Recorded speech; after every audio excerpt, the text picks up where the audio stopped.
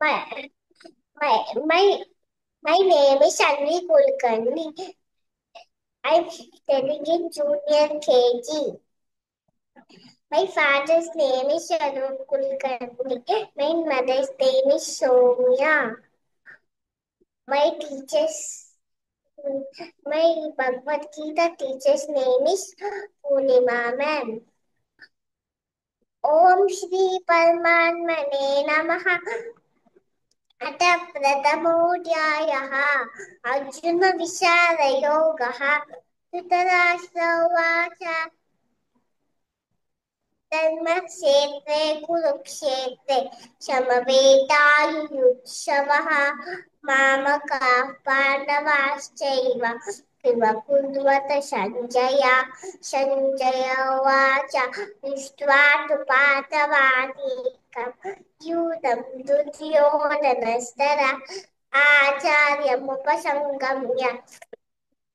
राजा वचनमब्रवीत् पश्चैतां पाण्डुपुत्राणाम् आचार्यमहतीजमु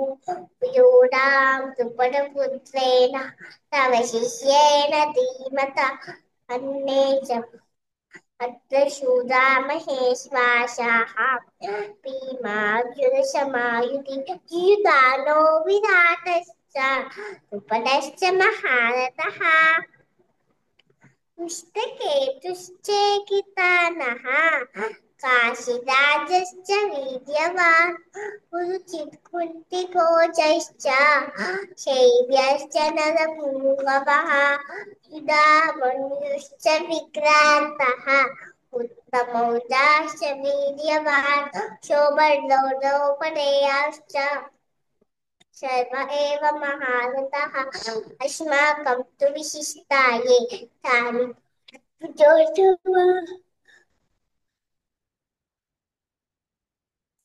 नायका मम सैन्यस्य संज्ञातं तां प्रदीयते भवान् भीष्मश्च कदनश्च कृपश्च समितिञ्जयः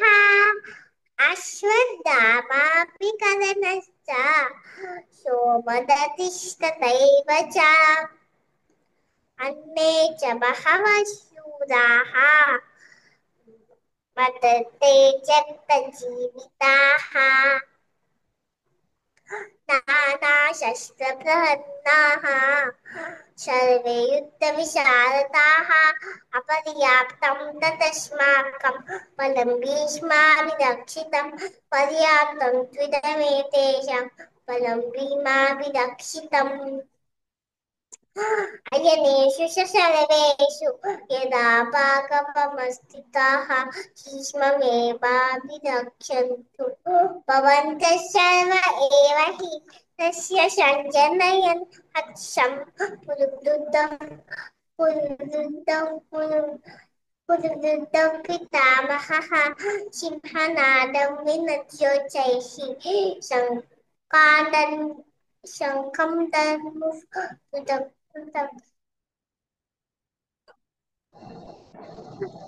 మళ్ళీ చెప్పు నాన్న. మళ్ళీ చెప్పు. శంఖం शङ्खं दद्मो प्रतापवान् तत् शङ्काश्च वेयश्च वनवानखगोमुखा सहसैवाभ्यहन्यता शब्दस्तु मुलोभवते ततस्वेदैर्हयैर्युक्ते महतीशन्दने स्थितौ पाण्डवः पाण्डवश्चैव दिव्यौ शङ्खौ प्रदन्मतुः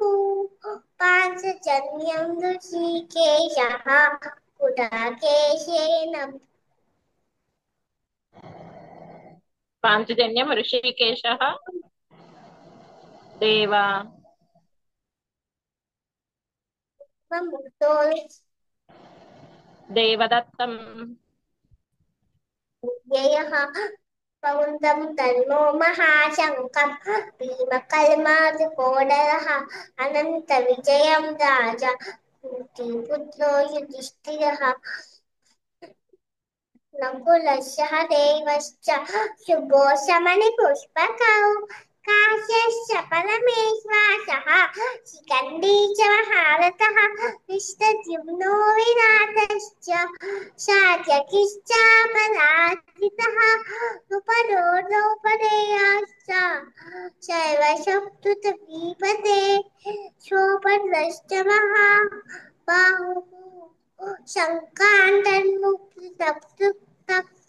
सघोषोदातराष्ट्राणां हृदयानि व्यरालयत् नभश्च पृथिवीं चैव तुमुलो व्यनुनादयन्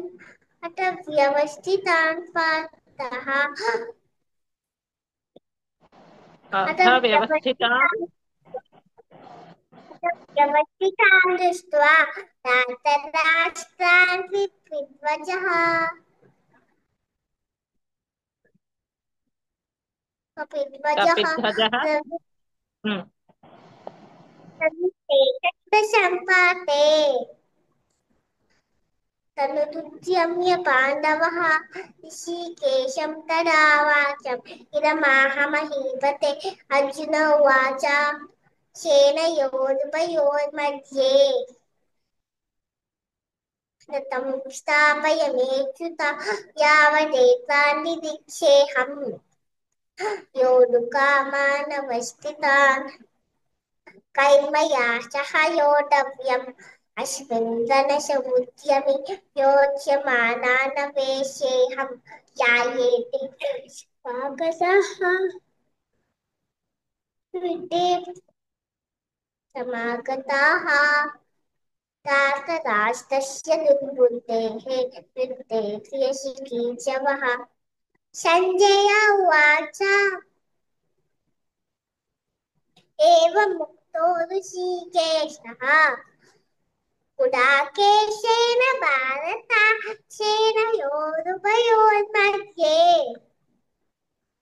रथं आहा स्थापयित्वानरोत्तमं भीष्मद्रोणप्रमुखतः सर्वेषां च महीक्षितान् उवाच पार्थ पश्चेतान् समवेतान् कुरूनिति तत्रा पश्य स्थितान् पार्थः पितॄन् आचार्यान् मातुलां भ्रातॄन् पुत्रान् पौत्रान् सखींस्तथा श्वशुराशुरश्चैव सेनयोरुभयोरपि तान् समेत्य स कौन्तेयः सर्वान् बन्धूनवस्थितान् कृपया परयाविष्टः निशीतन्निदमब्रवीत् अर्जुन उवाच दृष्ट्वेमं स्वजनं कृष्णा युक्षुं समुपस्थितं सीदन्ति मम गात्राणि मुखं च परिशुष्यति ते शरीरे मे रोमहर्षश्च जायते गाण्डीवं संशते हस्तात् त्वक्षैव परिदह्यते दह्यते न च शक्नोम्यवस्थातुं ब्रह्मतीव च मे मनः निमित्तानि च पश्यामि विपरीतानि केशव न च श्रेयोनुपश्यामि हत्वा स्वजनमाहवे न काङ्क्षे विजयं कृष्ण न च राज्यं सुखानि च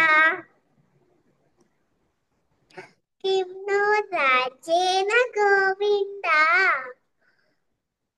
किं भोगैर्जीवितेन वा येषामर्थे काङ्क्षितं नः राज्यं भोगा सुखानि च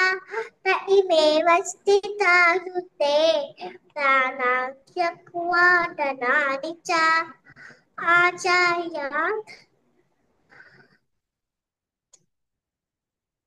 आचार्या मातुरा हम्म, आचार्या पितरः आचार्या पितरः पितरपुत्रा आचार्य पितरः नाना आचार्याः पितरः पुत्राः तथैव च पितामहाः मातुला श्वशुराः पौत्राः शाला सम्बन्धिनस्तथा शालासम्बन्धिनस्तथा एतान् हन्तीष्यामि गन्नातोऽपि मधुसूदन त्रैलोक्यराजस्य हेतों किन्नु महीकृते निहत्यदातराष्ट्रान्नः का प्रीतिः स्यात् जनार्दन पापमेवाश्रयेदस्मान् हत्वैतां न ततायिनः तस्मान्नार्हा वयं हन्तुम् धातराष्ट्रान् स्वबान्धवान् स्वजनं हि गतं हत्वा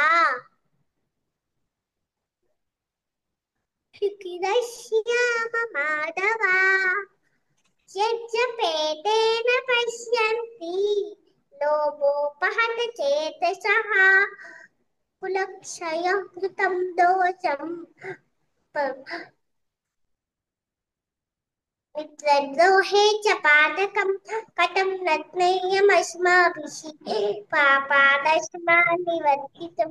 कुलक्षय कृतं दोषं प्रपश्यन्ति जनार्दन कुलक्षये प्रणश्यन्ति कुलधर्माः सनातनाः धर्मे नष्टे कुलं कृष्णम् अधर्मोऽभिभवत्युता अधर्माभिभवात् कृष्णा सदुष्यन्ति कुलस्त्रियः स्त्रीषु दुष्टासु वार्ष्णेया जायते वर्णशङ्करः शङ्करो नरकायैव कुलज्ञानां कुलस्य च पतन्ति पितरो हेषां लुप्तपिण्डोत्सकक्रियाः दोषैरेतत् कुलज्ञानां वर्णशङ्करकारकैः उत्साजन्ते यजातिधर्मः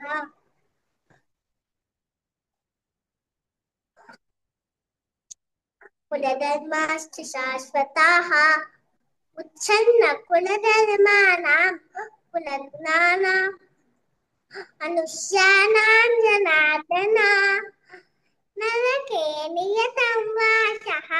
भवतीत्यनुशुश्रुमा अहो पतमहत्पापम् हन्तुं कर्तुं व्यवसिता वयम्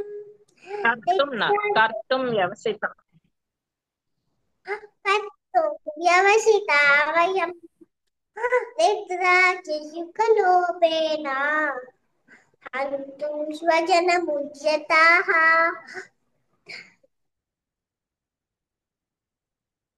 यदि मामप्रतीकारम् अशस्त्रं शस्त्रपाणयः धातराष्ट्रारणे हन्युः तन्मे क्षेमतरं भवेत् सञ्जय उवाच एवमुक्त्वा अर्जुनः शङ्के ततोपस्थ उपाविशत् विसृज्य शशनं चापं शोकसंविघ्नमानसः ॐ तत्सदिति श्रीमद्भगवद्गीतासु उपनिषत्सु ब्रह्मविद्यायां